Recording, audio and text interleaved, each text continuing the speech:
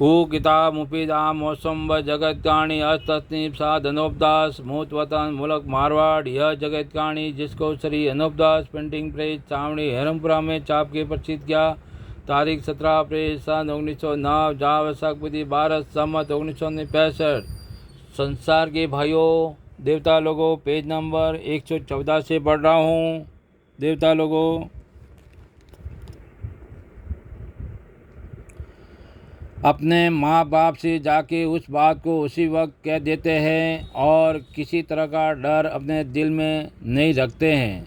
सो इसी तरह से हिंदू मुसलमान बुरी भली बात बनियों से छुपा के नहीं रखते हैं और बनियों के ऊपर लाड रखते हैं। सो सब जान के लोगों, तुम अपनी अपनी आंखों से देख ही रहे हो कि जैसा हो रहा है, और मैं देख रहा हूँ कि जिस तरह से ये बनी कहते हैं और सलाह करते हैं उसी तरह से होता है। बल्कि हिंदुस्तान में तो बनियों का ही डाला हुआ नमक पड़ता है, परंतु हिंदू मुसलमान और इन बनियों का लाड़ तो हमेशा से ही रखते हैं। और बनी बेईमानों का मजाना देखो कि जब से उन्होंने राक्षसी पाप चलाया है, जब से संसार का बुरा कर रहे हैं, सो ऐसे ऐसे तो हिंदू मुसलमान इन बनियों के लाड़ रखते हैं, परंतु यह बनी ऐसे बदमाश और हरामकार है कि यह बनी हरकतों से बाज नहीं आते हैं। सो इन बनियों के जालों को और बेईमानियों को तमाम जान के राजा बादशाह और हिंदू मुसलमान और अंग्रेज वगैरह मुलाजा करो और सोचो कि इन बनियों ने जादू के जोर से अव्वल में तो राजा बादशाह के खजानों को ज़मीन के रास्ते से खींच लिया है और खींच लेते हैं, यानी ज़मीन को फाड़ के, और जिन बादशाहों को की खराब कर दिया है, सो उन बादशाहों के खजानों को जादू के जोर से पहले से ही खींच लिया था कि जो खजाना कदमी थे। परंतु जबकि यह बनिए किसी के खजानों को खींचना चाहते हैं तो पहले ज़मीन के फटने के नाम का जादू कराते हैं। जब जादू के जुल्म से ज़मीन माता फट जाती है, जब राजा बादशाहों के खजानों को खींच लेते हैं, परंतु जादू सौदागर महाजनान समुद्र के ऊपर किसी टापू के ऊपर कराते हैं कि जहाँ 84 लाख कुंडियाँ राजलू की बनाई हैं। सो दुनिया में उस पाप की सब तारीफ और बिखान करते हैं कि मालिक के घर में 84 लाख कुंडिया राजलू की नारगी पढ़ाने की है। सो इन बनियों ने उस गुप्ती पाप का किस्सा चला दिया है।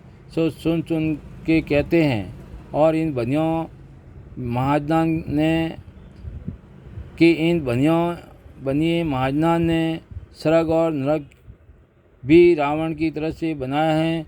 सो जबकि 84 लाख जीवाणुओं को 84 लाख कुंडियों के ऊपर दुख देते हैं जब वो जादू चलता है। और जिस तरह से कि हालांकि दुनिया में तरह तरह के चल रहे हैं, यह बनियों के घर का इंद्रजाली पाप है और इसी इंद्रजाली पाप से तमाम राजा बादशाहों की अकल और संसार के लोगों की अकल फेर रखी है, जिससे यह सौदागर अपने जाल को संसार के लोगों पर जायज़ नहीं होने देते हैं और खजानों को भी खींच लेते हैं और राजा बादशाह को और संसार के लोगों को ऐसा सुझाव देते हैं कि धन सरक गया है और राजा बादशाह और संसार के लोग ही ऐसा कहने को लग जाते हैं। Page number 115। ऐसा ही कहने को लग जाते हैं कि लक्ष्मी सरक गई है और यह नहीं कहते हैं कि यह बनियों के घर का राक्षसी पाप है, परंतु वो किस तरह से कहे, क्योंकि उनकी अकल तो राक्षसी पाप में कैद हो रही है।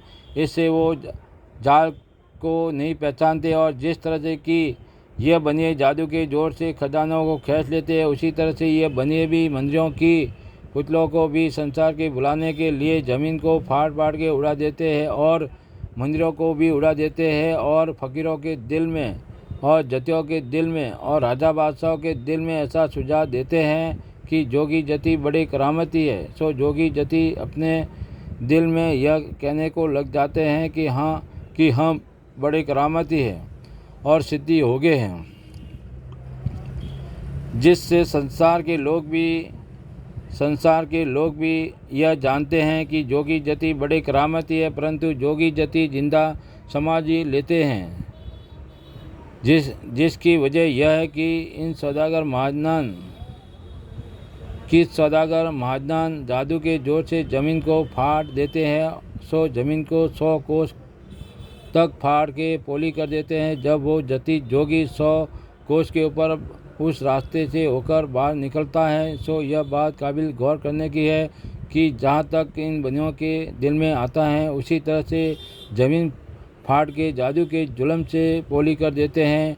सो अगर ये बनी अपने राक्षसी पाप से ज़मीन को कोस 2 कोस पे फाड़ देवे, जब तो जति जोगी कोस 2 कोस के ऊपर जाके बाहर निकलते हैं। अगर से 3-4 पर कोस ज़मीन को फाड़ देवे तो 3-4 कोस के ऊपर जाके बाहर निकलते हैं, और जो ज़्यादा दूर पे फाड़े तो ज़्यादा दूर पे जाके निकलते हैं, और जो कम ज़मीन को फाड़े तो कम दूर पे जाके बाहर निकलते हैं। और यह बनिए ऐसा भी करते हैं कि जो पहले ज़माने भक्त लोग महादेव और देवी देवता वगैरह हुए तो उनकी समाधियों के ऊपर मंदिर वगैरह बना दिया, और उनकी समाधियों के ऊपर लोग बकरा वगैरह चढ़ाते हैं कि जिनके गुण तमाम जान के लोग गाते हैं और उनकी पूजा करते हैं। तो यह बनिए लोग जादू के जोर से ज़मीन को फाड़ के और उनके मंदिरों की पुतलों को जिस कदर पर दूर पे बाहर निकालना मंजूर होवे तो निकाल देते हैं, और दुनिया को अपने जादू से ऐसा सुझाते कि देवी देवता वगैरह फलानी जगह पर निकले। और यह रोग जय माता को इस तरह का है कि जैसे आदमी के बदन में बादी की सूजन और सीज और सबक हो जाती है, और वो सूजन और सबक और सीज मिश्रण आदमी के सर में होवे, और वो एक साथ ही फौरन पाँव में आ जावे और पाँव में से कमर में आ जावे।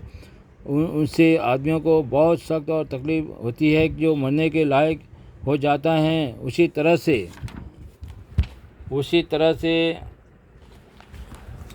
यह महाजन लोग बादी का रोग जय माता को कर देते हैं। जब उनको किसी खजानों या मंदिरों की पुतला वगैरह और फकीरों वगैरह को जल्दी खींचना मंजूर होवे तो जय माता को बादी की सीज का रोग कर देते हैं कि वो सीज फौरन सड़क के चली जाती है। जिस जगह पर खींचे मंगवाना और निकालना मंजूर होवे तो फौरन ज़मीन फट के अंदर ही अंदर में ज़मीन से उस जगह पर पहुंचकर बाहर ज़मीन को निकाल जाते हैं। जय परमेश्वर देवता लोगों, जय परमेश्वर। गरीबों का तो उतारने वाला परमेश्वर होता है। तमाम जान के बच्चे बचने के लिए साधन उपदार लिखी किताब जगत कहानी पढ़कर बंदोबस्त करो देवता लोगों, जब जाके अपनी औलाद को अच्छी तरह से आराम मिलेगा। तो इस बात का इंसाफ क्या चाहिए, क्योंकि इंसाफ करने से खुद ब खुद मालूम हो जाएगा देवता लोगों। जय परमेश्वर।